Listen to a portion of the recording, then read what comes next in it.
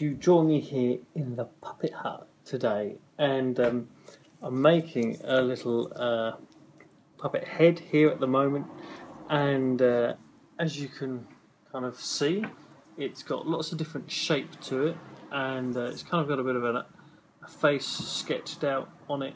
I'm going to be using these as cheeks actually, so that when the puppet's performed, he's going to have a really nice sort of big cheeky look to him. He'll have big ears on top like that, I'd reckon too. So there you are. Yet to be finished.